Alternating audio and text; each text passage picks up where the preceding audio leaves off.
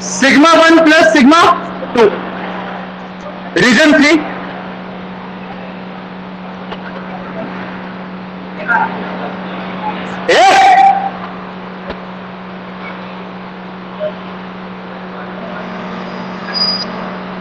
Sigma 1 minus sigma 2। ये तीनों cases उस केस में जब ए प्लेट की चार्ज डेंसिटी है सिग्मा 1 और बी प्लेट की चार्ज डेंसिटी है सिग्मा 2। इसके अंदर एक स्पेशल केस आएगा। आपने इस क्या हाँ लिख लो, sigma 1 is greater than sigma 2, understood. इसके अंदर स्पेशल केस आएगा। अब आपने इस प्लेट को पूरा पॉजिटिवली चार्ज और इस प्लेट को इक्वली नेगेटिवली चार्ज किया, इक्वली। मतलब अब प्लेट ए की चार्ज डेंसिटी कितनी हो गई, प्लस सिग्मा, और प्लेट बी की चार्ज डेंसिटी कितनी हो गई, माइनस सिग्मा, राइट। इस केस में दोनों की चार्ज डेंसिटीज क्या है, same but opposite. This is plus because of positive charge, this is negative because of negative charge. अब सिग्मा 1 और सिग्मा 2 की वैल्यू इन तीनों रीजन्स के लिए पुट कर दो, राइट। पहला केस रीजन 1, सिग्मा 1 कितना है, प्लस सिग्मा, सिग्मा 2 कितना है, माइनस सिग्मा। कैंसल हो जाएगा, कितना आ जाएगा, region 2 sigma 1 plus sigma, sigma 2 minus sigma, cancel हो जाएगा 0। रीजन 3 की इलेक्ट्रिक फील्ड कितनी आएगी, अच्छे से देखिए,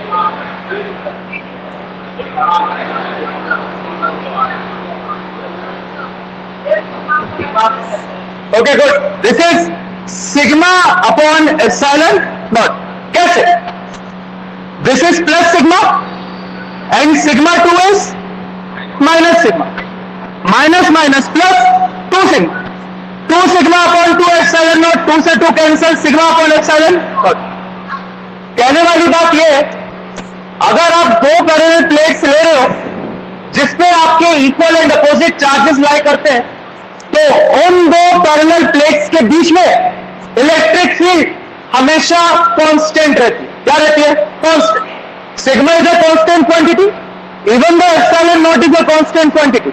मतलब दोनों के बीच में इलेक्ट्रिक फील्ड किसी भी पॉइंट पे लो यही आएगी, because this is independent of r. Distance पे डिपेंड करती है क्या, नहीं। इसका मतलब क्या आएगी, सिग्मा अपॉन एप्सिलॉन नॉट। तो दोनों प्लेट्स के बीच में चार्ज डेंसिटी नहीं, इलेक्ट्रिक फील्ड कांस्टेंट, आजू बाजू 0। This is the principle of parallel plate capacitor. इसका यूज करके अपन क्या बनाते हैं, पैरेलल प्लेट कैपेसिटर बनाते हैं। अगले चैप्टर का इंपॉर्टेंट टॉपिक है, वहां देखिए। वहां पे भी ऐसी दो प्लेट्स रहती है, दोनों थिन रहती है और दोनों के ऊपर इक्वल एंड अपोजिट चार्जेस रहते हैं। इसमें पंखे में लगा हुआ कंडेंसर देखा है, वो यही है, that is the only condenser, the parallel plate capacitor. What the capacitor does, capacitor charge store करने का काम करता है। We will study in the next chapter in the depth about the capacitor. However this special cases clear, लिखिए special cases, special case.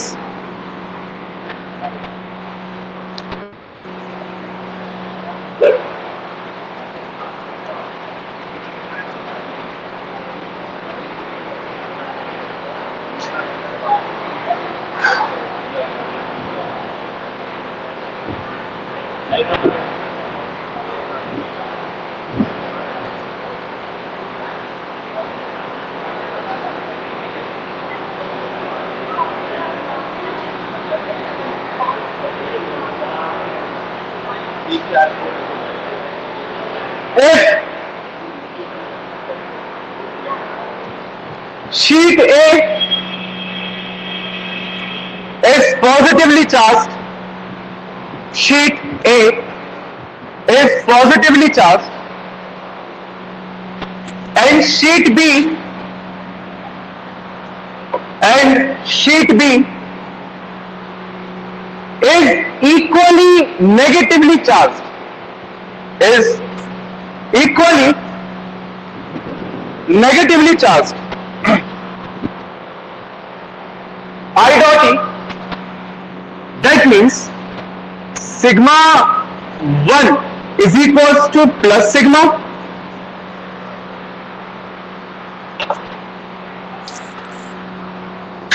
and sigma 2 is equals to minus sigma.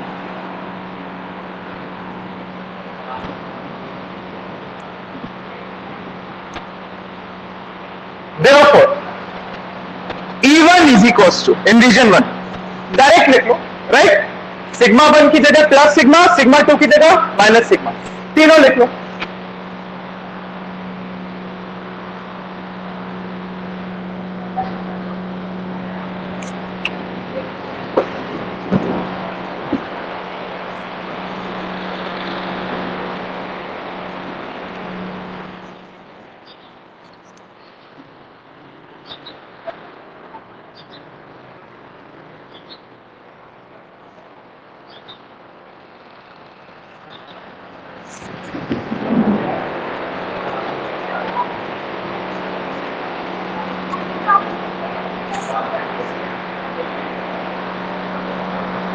नहीं देता.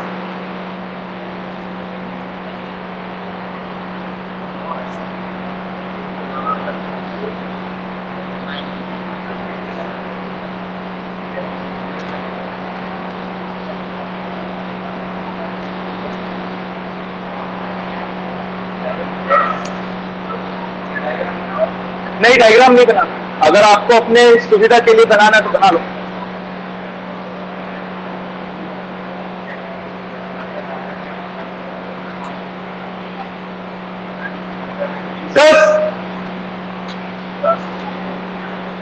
Electric field intensity 10, electric field intensity between the two equally and oppositely charged plane sheets is constant.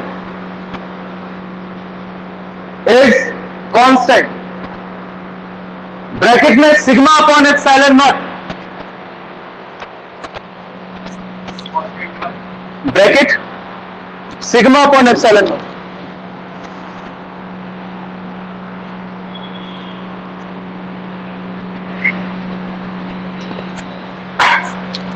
Application number 4, E due to uniformly charged spherical shell.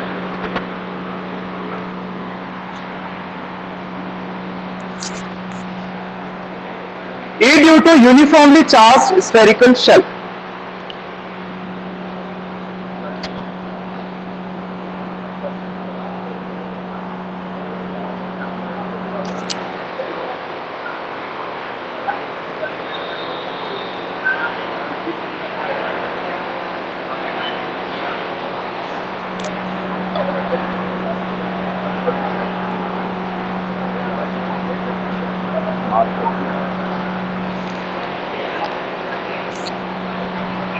Okay fine. So ठीक है, application number 4 the simplest. इसमें कुछ ज्यादा mathematics नहीं है, बहुत simple सी application है. बस 5 मिनट यहां पे ध्यान दीजिए, सब समझ में आ जाएगा. Right now we are discussing about this is spherical conductor. Right, spherical shell और सॉलिड स्फीयर में सिर्फ यही डिफरेंस होता है कि शेल है प्लास्टिक की बॉल. शेल क्या है? प्लास्टिक की बॉल. और सॉलिड स्फीयर क्या है? मगध का laddu. Right, the difference is shell जो है वो अंदर से होलो है, खाली है, सिर्फ एक लेयर है. सॉलिड स्फीयर ऐसा नहीं है. सॉलिड स्फीयर क्या है? या तो कॉर्क की बॉल समझ लो, पूरे लेयर के अंदर लेयर, लेयर के अंदर लेयर, लेयर के अंदर layer. Right, so solid sphere और spherical shell. Application number 4 solid sphere, sorry spherical shell. Application number 5 solid sphere. Right. तो ये जो स्फीयर है ये अंदर से खाली है. आप अगर इस स्फीयर को चार्ज दोगे प्लस, तो वो चार्ज कहां जाएगा? सरफेस पे. बिकॉज बताया था, if you will give the charge to the spherical conductor, it will lie on the surface of the conductor. Right. देखो मैंने प्लस क्यू चार्ज दिया.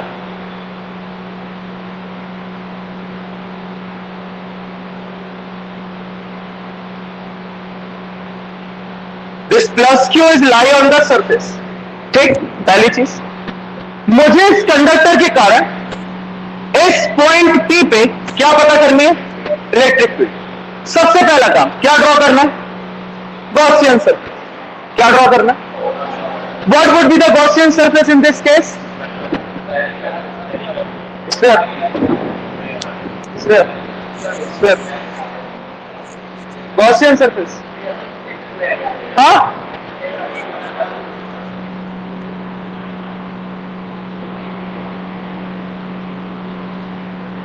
this is my Gaussian surface. Another sphere, right? This point P lies on the surface. इस point P पे इस sphere के कारण अगर electric field का डायरेक्शन देखा जाए, this would be the direction of electric field. और मान लो मैं एक ds एलिमेंट कंसीडर करता हूं, so this would be the direction of area vector. This is ds, this is E. कोई दिक्कत नहीं. ये point P centre of the sphere से r डिस्टेंस पे. कितने डिस्टेंस पे? हर केस में r ही लेते. और इस स्फीयर की रेडियस मान लो कितनी है? Capital R. Right. Now we need to solve the 3 cases. Case number 1, if r is greater than capital R, जिसका फिगर आपके सामने बना है. Case number 2, if r is equals to capital R. And case number 3, if r is less than capital R. तो पहला case आपके सामने बना हुआ है जो अपन सॉल्व करेंगे. Right. Now start solving. Same process. Contour integration of E dot ds is equals to q upon epsilon.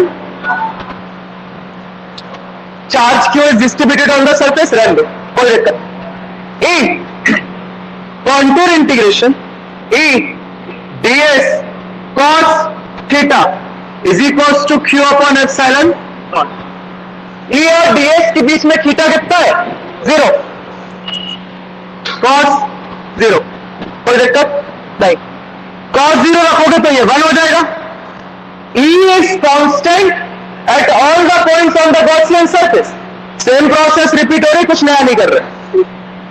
E को निकाल लो बाहर. Contour integration of ds is equals to q upon epsilon naught. E contour integration of ds is equals to कितना होगा? कौन बताएगा? हाँ, 4 pi r square. छोटा r की बड़ा? बड़ा कौन कह रहा? छोटा. छोटा माइनस बड़ा.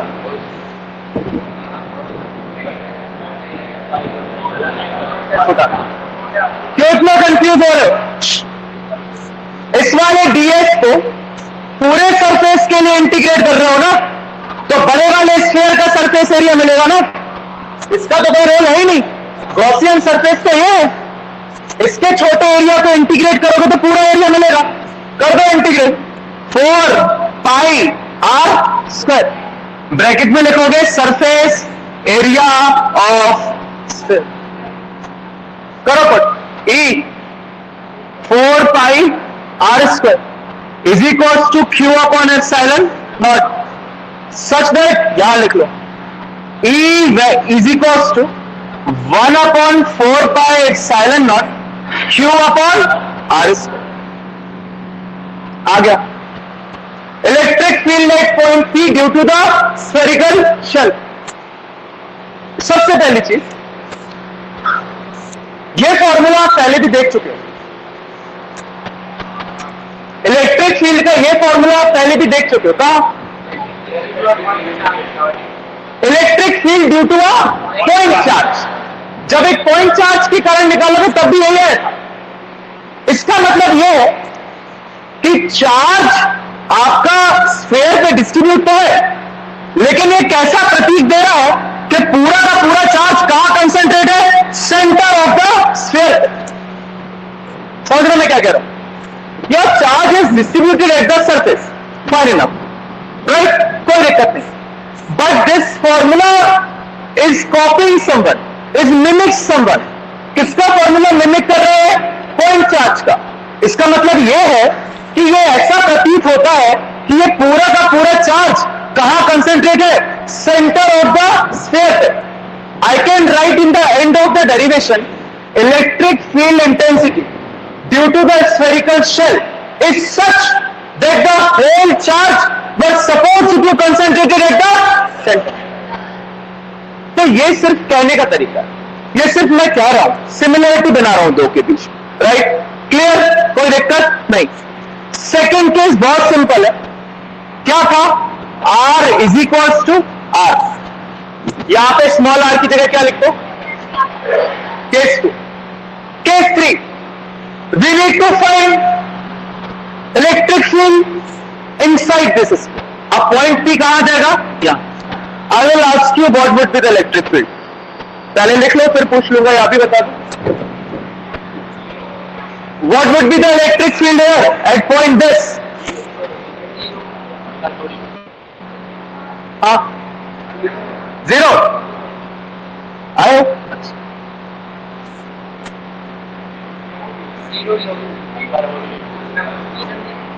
कुछ ना कुछ होगी।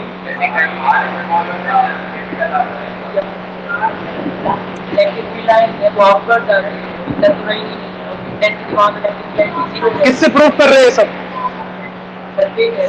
गॉस लॉ से, एप्लीकेशन ऑफ। तो गॉस लॉ से बताओ 0 क्यों होगी? Okay, the answer is 0। 0 होगी।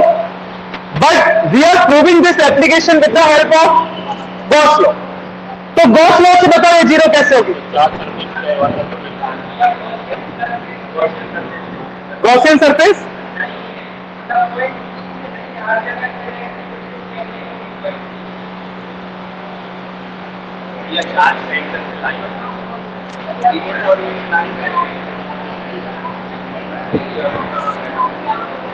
ये लिखा Gauss law, ये लिखा Gauss law।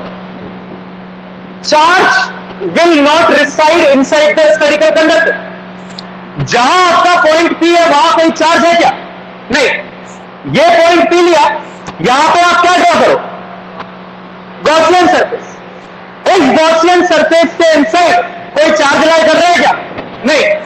Using Gauss law यहां पे Q क्या हो जाएगा? 0। Contour integration of E dot ds is equals to 0. It implies that E is equals to S. समझ में आया? This is the पहले दो केसेस समझ में। तीसरे केस में पॉइंट पे अंदर लाई कर रहा है, जहां पॉइंट P लाई करता है वहां से स्फेरिकल सरफेस ड्रॉ कर दो, गॉसियन सरफेस कर दिया। ठीक।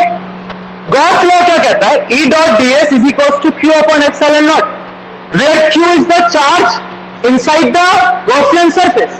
यहां गॉसियन सरफेस के अंदर कोई चार्ज है? नहीं है। तो यहां पे Q की वैल्यू क्या हो जाएगी? 0। मतलब E dot ds 0, मतलब Q is equals to, कोई दिक्कत? लिखिए बने। हाँ,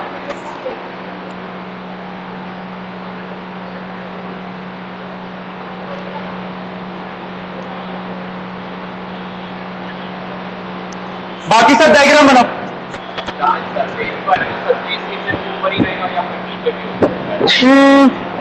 मतलब कह सकते हो कि ऊपर वाले सरफेस पर है। वो सरफेस इतना पतला रहता है कि अपन उसको सिंगल लेयर कंसीडर करते हैं। हाँ हाँ, मतलब अपन इसकी प्रैक्टिकल एप्लीकेशन, एक मिनट पहले इसकी प्रैक्टिकल एप्लीकेशन अपन यूज कहाँ करेंगे, पहले तो ये बताओ। इस सरफेस के अंदर होने या बाहर होने से कोई अपन को फायदा हो। अपन उसको सिंगल सरफेस कंसीडर कर रहे हैं, थिन। जैसे अभी अपन parallel plate thin sheet use कर रहे थे, तो एक ही कंसीडर कर रहे थे, इस साइड भी और इस साइड भी। अगर उसकी थिकनेस होती तो दो कंसीडर करते हैं। यहां से भी अपन थिन स्फेरिकल शेल कंसीडर कर रहे हैं, मतलब कि सरफेस पे है, उसके बाहर और अंदर होने से कोई वो नहीं, थिन है, थिन। अच्छा एक काम कर रहे हैं, मार्कर खत्म हो गया, हम ही ले आ रहे हैं। चलो ठीक है, तुम लोग बनाओ डायग्राम।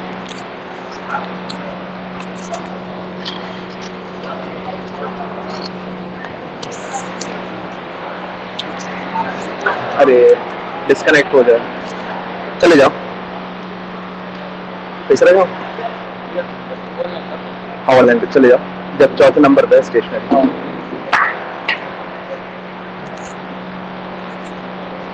एक बस ले आओ, एक बस बीच लो, जल्दी जा जल्दी।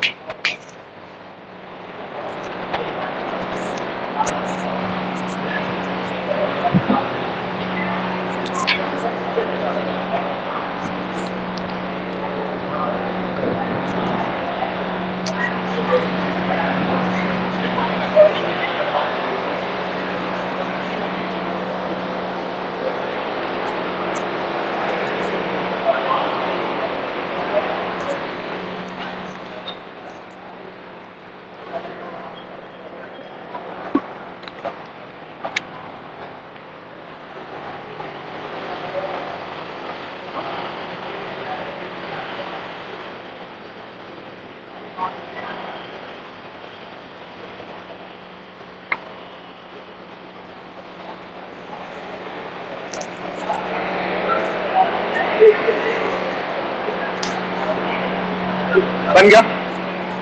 Consider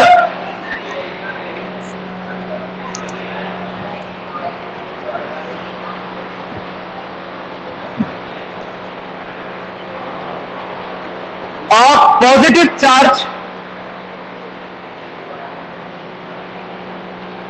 plus Q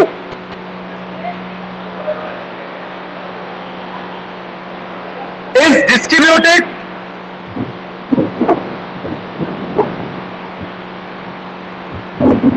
uniformly,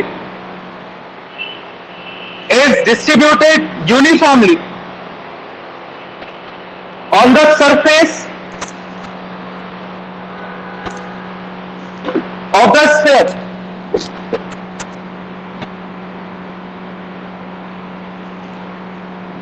on the surface of the spherical shell, spherical shell,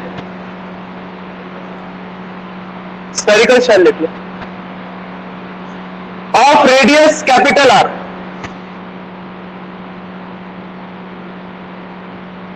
of radius capital R. Line change case 1, case 1,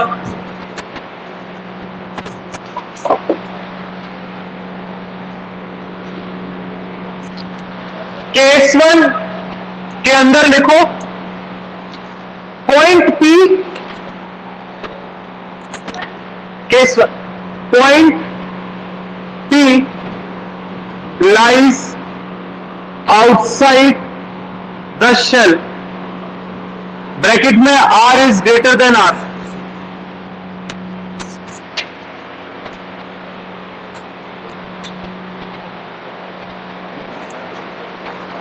black नहीं था,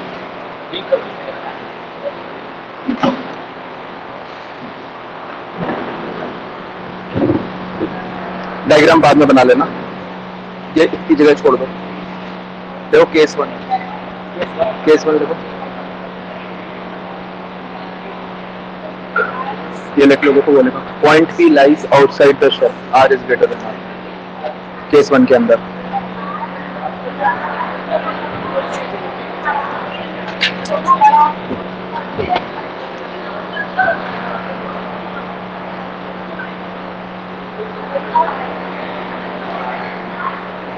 ड्रॉ अ गॉसियन सरफेस, इसके अंदर ड्रॉ अ गॉसियन सरफेस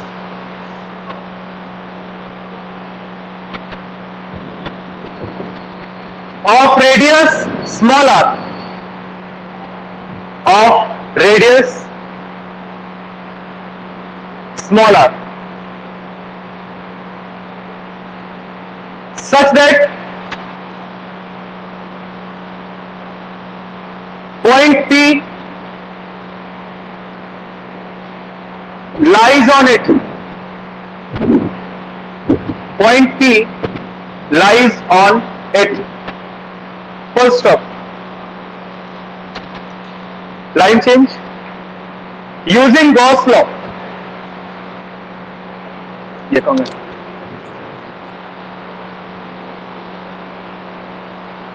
क्या हुआ Arpita?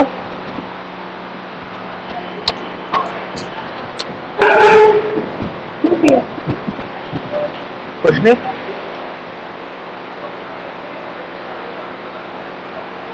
Using Gauss law, equation number ये लिख.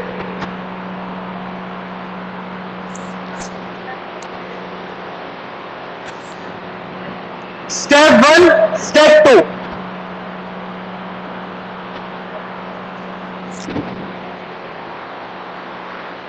Step 1 और step 2.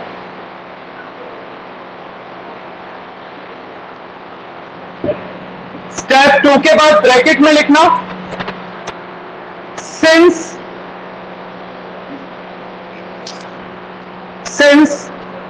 E vector and ds vector are in same direction. Since E vector and ds vector are in same direction. I dot E theta is equals to 0.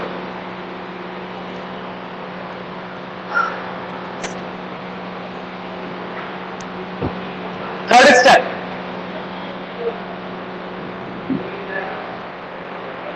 क्या? Repeat कर दे. E vector and ds vector are in same direction.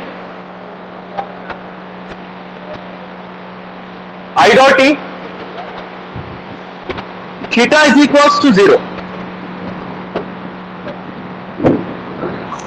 Third step ये वाला. एक minute. हाँ वो ये वाला step लिखो. इसके सामने वो लिख सकते हो E is constant at all points on the surface.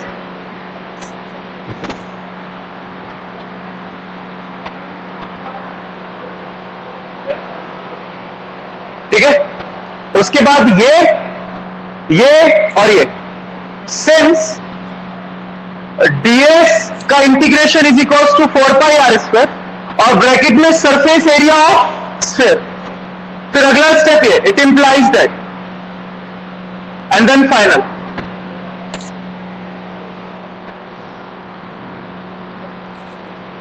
Since लिखा नहीं जाता बेटा, सिंस की डॉट्स बनाए जाते. सिंस ये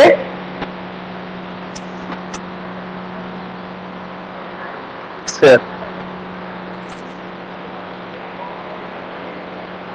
इट इंप्लाइज दैट ये और फिर फाइनल.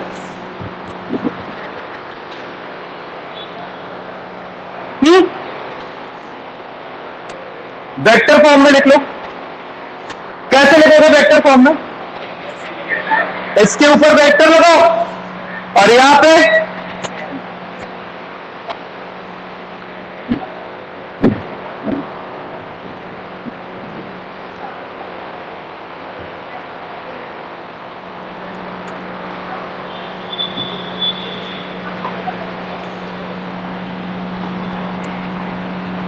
केस 2.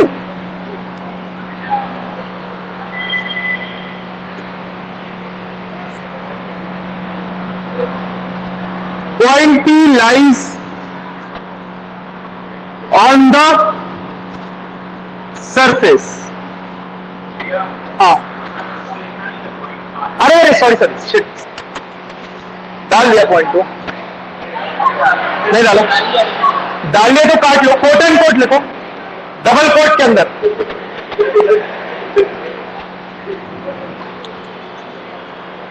डबल कोट के अंदर electric field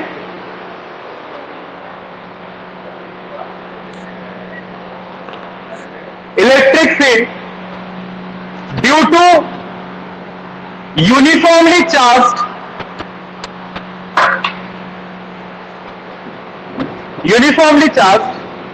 thin spherical shell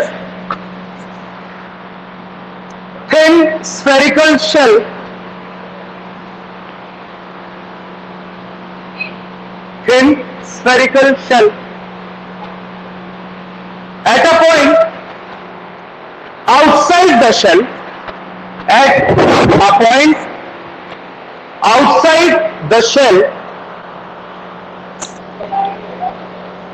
is such that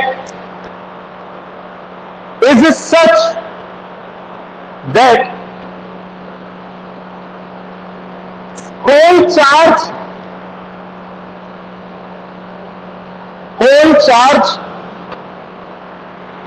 were supposed to be concentrated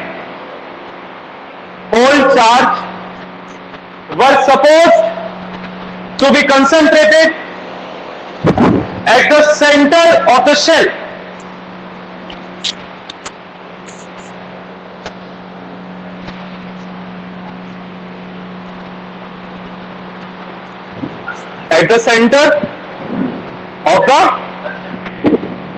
Were supposed to be concentrated at the center of the shell. Case 2. On the surface, R is equals to R. Direct लिख लो. E is equals to 1 upon 4 pi epsilon naught Q upon capital R square. Maximum.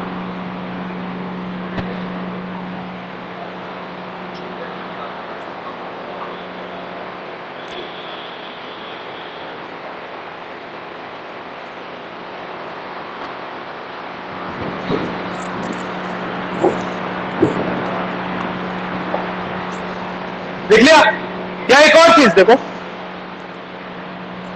अगर इस shell की charge density कितनी है? Sigma, right? कितनी है surface charge density? Sigma. I can write sigma into 4 pi r square is equals to q. Sigma होता है charge per unit area, तो क्यू हो जाएगा सिग्मा इंटू एरिया. रेडियस कितनी है स्फीयर की? आर. एरिया कितना हो जाएगा? 4 pi r square. I can write q is equals to sigma into 4 pi r square. उठाओ, उसमें पुट करो. E is equals to 1 upon 4 pi epsilon not sigma into 4 pi r square upon r square.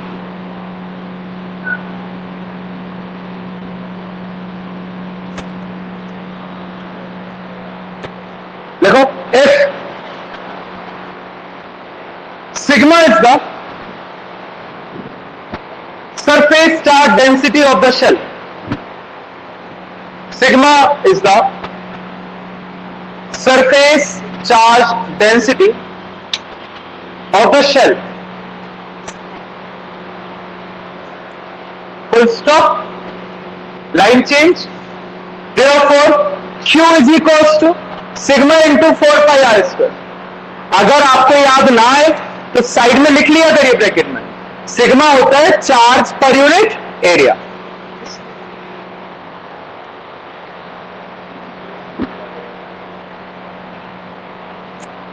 तो electric field लिख लीजिए.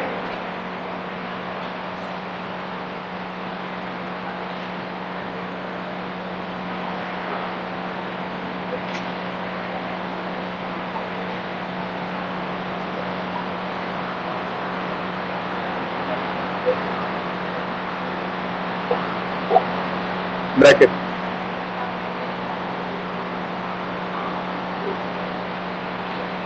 Done.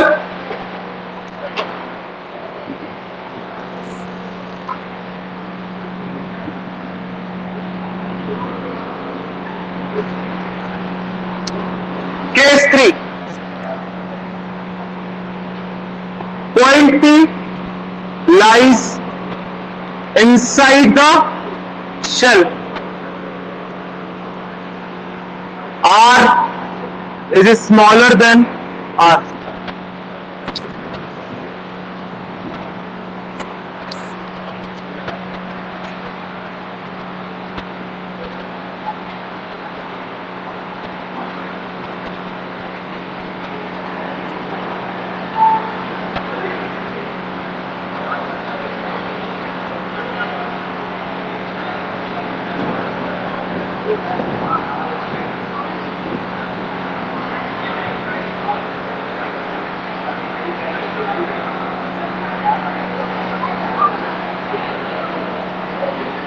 बनाइए।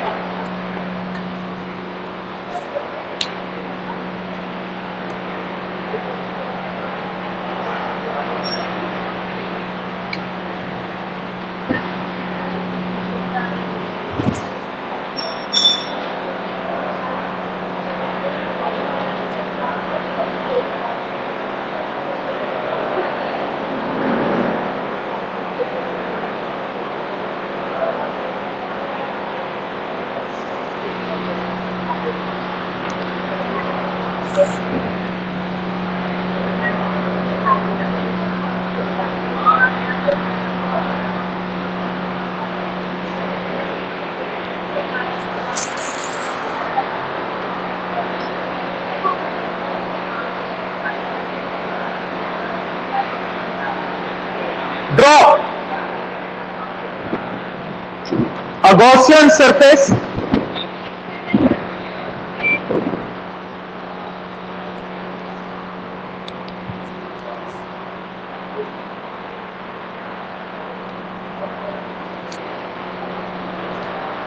done. Draw a Gaussian surface sphere of radius small r.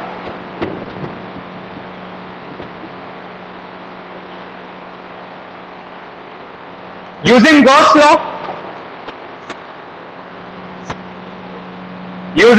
law,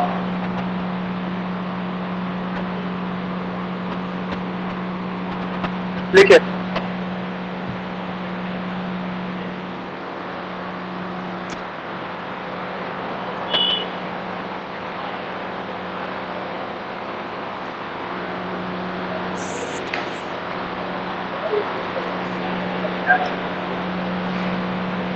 Since charge enclosed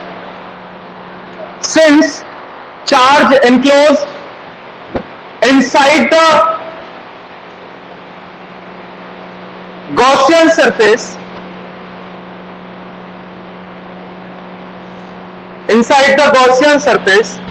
I dot E Q is equals to 0. Inside the Gaussian surface, I dot E Q is equals to 0.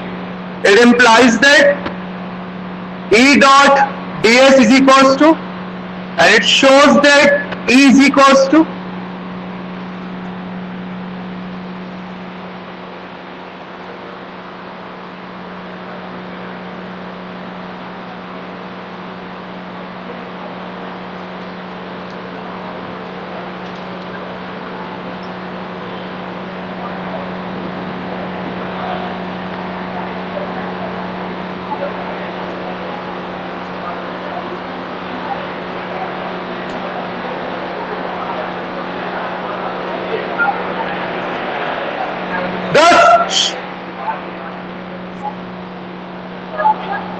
thus there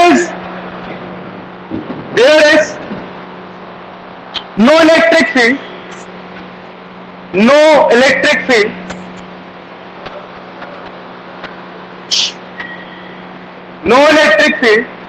inside the uniformly charged spherical shell.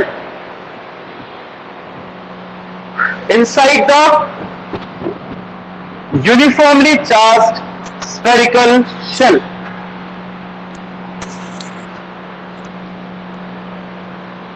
मैंने लिखा था कि surface पे E maximum है। Who will explain? ध्यान है, R is equals to r वाले case में आपने एक मैक्स लिखा है, Who will explain कि सरफेस पे इलेक्ट्रिक फील्ड मैक्सिमम है, मतलब सरफेस के अंदर जा रहे हो तो भी कम हो रही है, बाहर जा रहे हो तो भी कम हो रही है, बट सरफेस पे मैक्सिमम है। ये स्फीयर है ना, यहां मैक्सिमम है, अंदर भी कम बाहर भी कम। तो विल एक्सप्लेन ये किसी चार्ज सरफेस पे लग रही है चारों तरफ। सरफेस पे क्या होता है, एक मिनट, सरफेस पे चार्ज लग रही है लगभग। ओके, सरफेस पे चार्ज लाया करते हैं। हाँ देखो, we have studied the three cases. R is less than R, for which E is equals to 0. Second, R is equals to R, for which your E is equals to 1 upon 4 pi epsilon naught Q upon R square. Maximum. ये R तो constant है. Will it change? No. Radius of the sphere is the constant quantity. जब तक spherical conductor change नहीं करोगे radius change होगी क्या? नहीं। Number 3, R greater than R, E is equals to 1 upon 4 pi epsilon naught Q upon R square, and it shows that E is inversely proportional to R square. मतलब कि जब तक surface पे थे तो मैक्सिमम थी, सरफेस के अंदर तो 0, बट सरफेस के बाहर है तो डिस्टेंस के साथ इनवर्सली प्रोपोर्शनल है आपकी E। मतलब जैसे जैसे डिस्टेंस बढ़ता जाएगा E क्या होती जाएगी, कम। That's why it is maximum at the surface. Surface के बाद तो इनवर्सली प्रोपोर्शनल है ना R के, यहां पे नहीं लिख सकते क्योंकि दिस इज द कांस्टेंट। ये तो एक ही वैल्यू देगा। मान लो कितनी वैल्यू दी इसने यहां पे, 10 न्यूटन पर कूलम। इसके बाद डिस्टेंस बढ़ाओगे तो 10 से 8 होगी, 8 से 7, 5 से 5, इंफिनिटी तक जाते जाते 0। तो सरफेस पे क्या होती है, मैक्सिमम, राइट। 3 केसेस। अगर मैं आपसे कहूं draw the graph between the distance r and the electric field E, किसका बना रहे हो, मान लो स्फीयर का।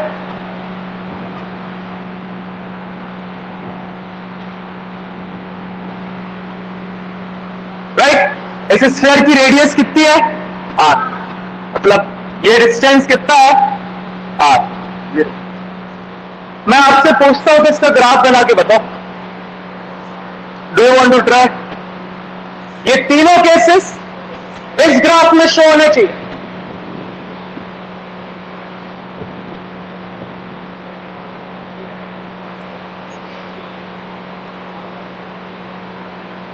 देखो,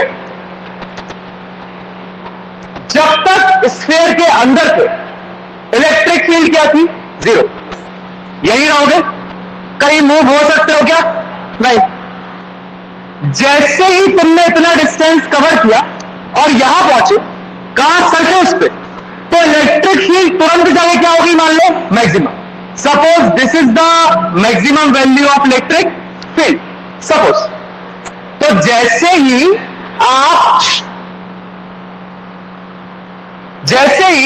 आप सरफेस के सेंटर से कहां पहुंचते हो, सरफेस पे, तो आपकी इलेक्ट्रिक फील्ड क्या हो जाती है, मैक्सिमम। तो at distance R E is maximum, this is maximum. इसके बाद अब अगर R बढ़ेगा तो आपको पता है E is inversely proportional to R square, मतलब इसके बाद आपकी इलेक्ट्रिक फील्ड कमी होने वाली है। And this is the graph of inverse proportionality of distance का स्क्वायर। अच्छे से बना लो, देखिएगा ये, अच्छा यहां से देखो, मैंने कहा 3 केसेस हैं।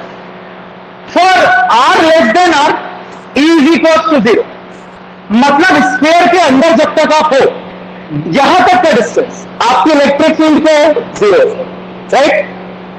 जैसे स्फीयर के सरफेस पे आओगे इलेक्ट्रिक फील्ड कितनी हो जाएगी, मैक्सिमम। मान लो this is the maximum value of electric field, तो R पे इलेक्ट्रिक फील्ड मैक्सिमम है, दिख रही है कि नहीं, है Emax, this is Emax, this value, इससे ऊपर पूरे ग्राफ में एक ही वैल्यू नहीं जाएगी, जा रही क्या? नहीं। जैसे सरफेस से आगे बढ़ोगे और डिस्टेंस कवर करोगे, E is inversely proportional to r square, इसके बाद आपका ग्राफ इनवर्सली प्रोपोर्शनल का है। This is E is inversely proportional to r square. पूरे ग्राफ में तीनों केसेस शो हो रहे हैं। This is the graph, right? ये आपको याद रखना है, ये आता है। लिखिए variation of heading, side heading इसी डेरिवेशन, वेरिएशन ऑफ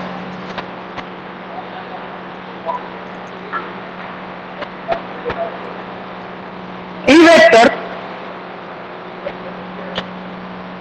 मतलब इलेक्ट्रिक फील्ड इंटेंसिटी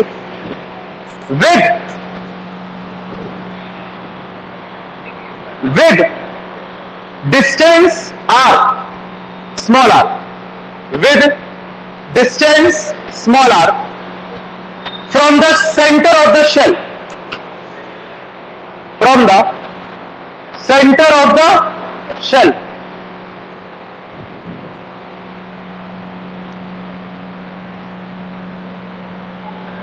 ये तीनों केसेस लिखो और ग्राफ बनाओ।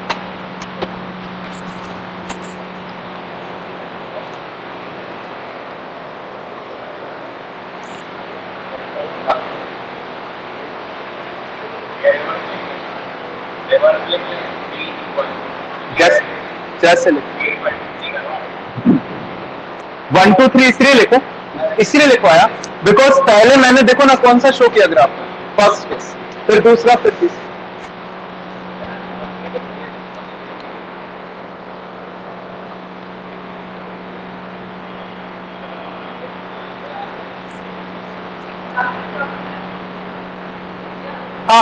हाँ बनाना है, साथ में ग्राफ बनाना राइट साइड।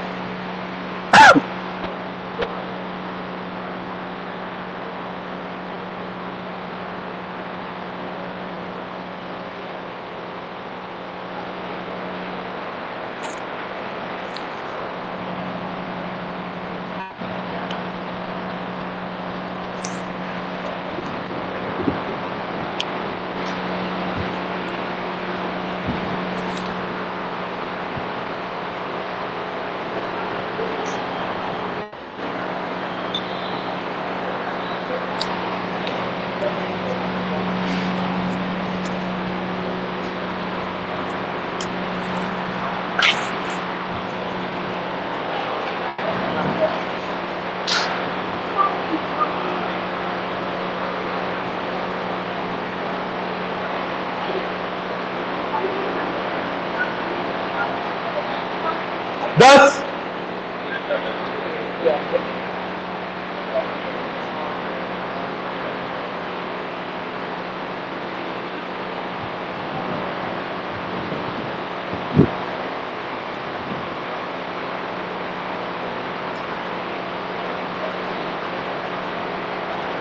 बोलो, बना लो।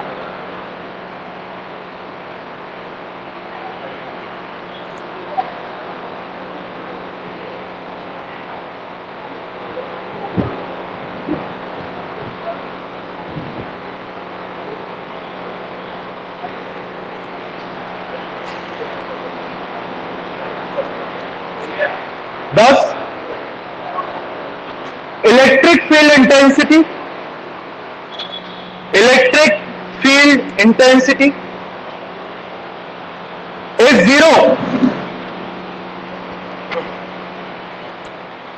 zero inside the charged sphere,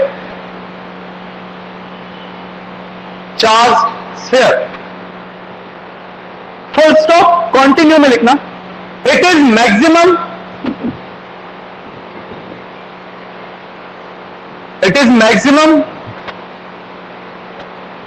at the surface of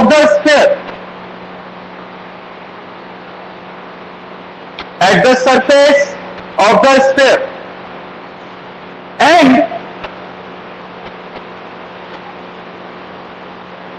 then varies inversely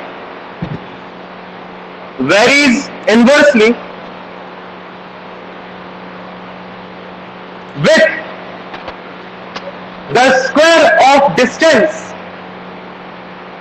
varies inversely with the square of distance beyond the surface of the shell,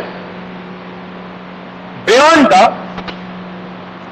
surface of the shell.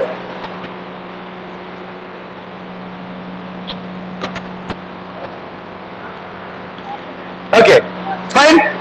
So this is the kahani of spherical shell.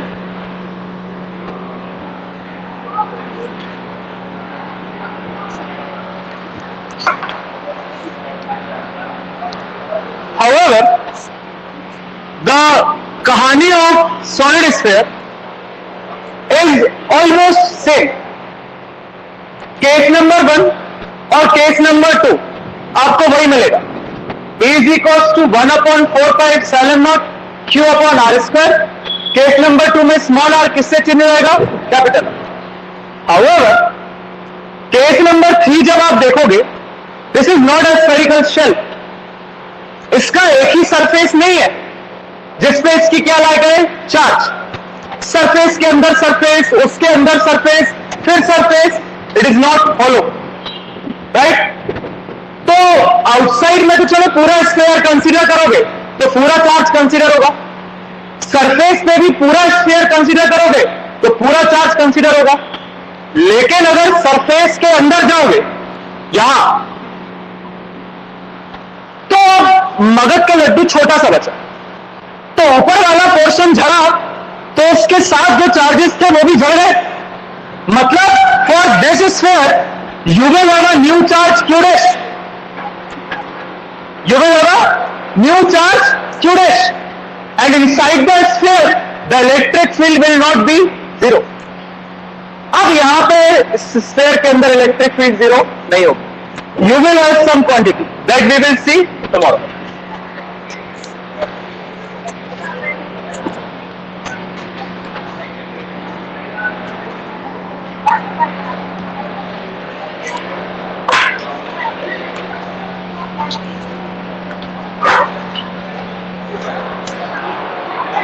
हाँ दुर्गेश, आ जा.